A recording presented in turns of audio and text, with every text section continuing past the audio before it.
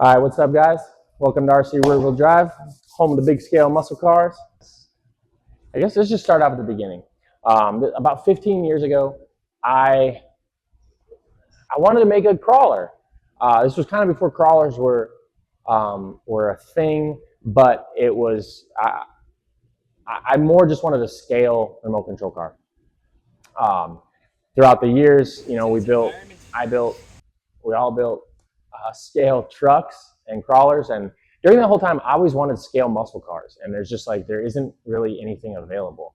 There's scale bodies on like a TT01 or a TC3 or something like that, but there was never any like the equivalency of an SCX10 for like a Corvette or a Chevelle or something like that. Like I want a 67 fastback, I want an Eleanor that on an RC car. It's like no, it's just you just get a body with a toy car, and I was never really satisfied with that. So I wanted to build the big scaler, or at least at that time it wasn't even a big one. I just wanted to build a scale muscle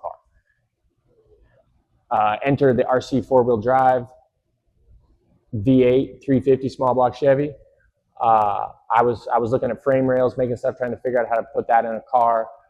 Finding narrowed rear ends, all 1/10 scale stuff, trying to make it work, and just never really, I didn't get anywhere, and so kind of backburnered it, and then went back at it again, and really had a hard time. Everything was so small and slow that I just like 1/10 scale wasn't. I knew it wasn't going to make it, and that was, let's say this is a 2017 region, so there was like nothing available in bigger scale, like unless you went up to 5th scale stuff, which again what this transformed into is I wanted to make a muscle car that I could make a bunch of. Like I didn't want to just make one anymore. So that was where this really kicked off, is how I was going to make a production RC muscle car. Enter the felony. I was taken. I was like, oh my gosh, that's the baddest RC car I've ever seen. I took the front wheel off of it. I modeled it in SolidWorks. I took a Mustang body and then scaled the Mustang body to the tire, and that was like where it all really started. Once I did that, I made a foam core model of a frame rails that would fit inside that whole motor diff, the whole thing, and that was like the beginning of it. And then I spent a lot of years messing around with terrible suspension and steering geometry and plastic frames.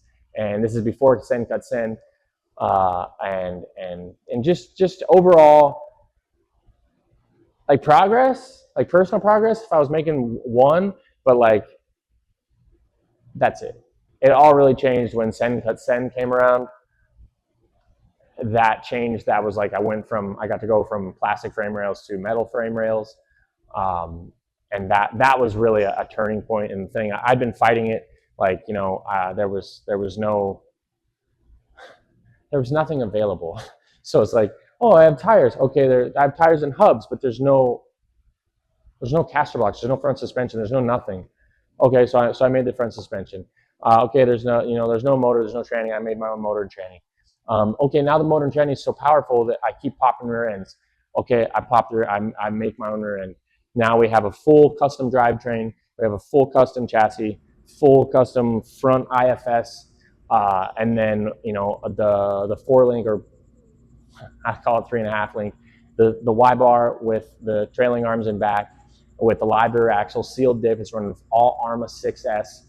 Like where it was like I just kept the bottleneck, like where I kept trying to make it drive good, and I didn't want to release anything until it was like at least drove kind of good sometimes and didn't break every 5.5 seconds. But I was fighting the plastic. I was really fighting the 3D printer plastic, and just like bad printers. Like the printers today are so good. How you guys are starting out printing? You don't even know. Like I started on a wood box flash forge that cost $1,300 and was like epic. and looking back, that thing was it was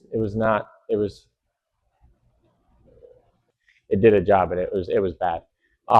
But that being said, now it's done, and we have a fully decked out custom suspension to make it drive like it's supposed to. It can handle power.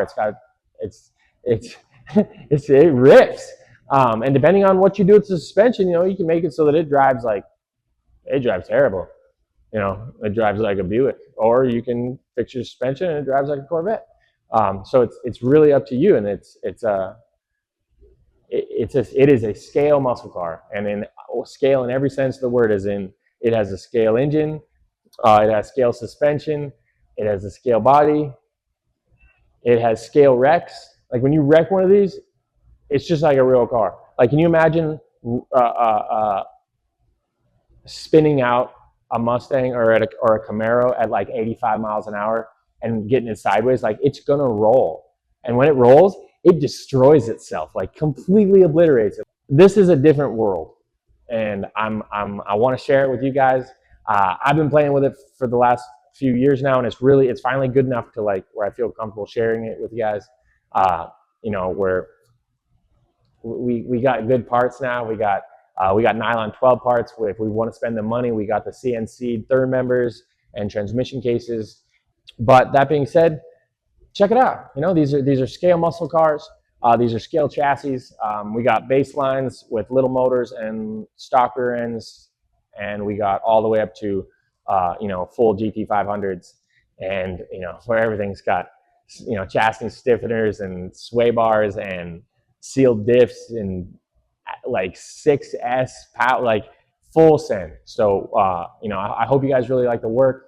I hope you check it out. Check out the website. Check out the Instagram. Subscribe, like. I'm going to be releasing more and more cars as I go. I've got one, this orange Camaro that you see right now. This was kind of the first one. This one's actually from my dad. He picked the color. He wanted it this way, so I did one up for him. And then the next one is going to be a pink one. I've never done anything quite like this. I hope it. We'll see. So again, hit that subscribe button, like it if you like it, and hope to see you again soon. Later.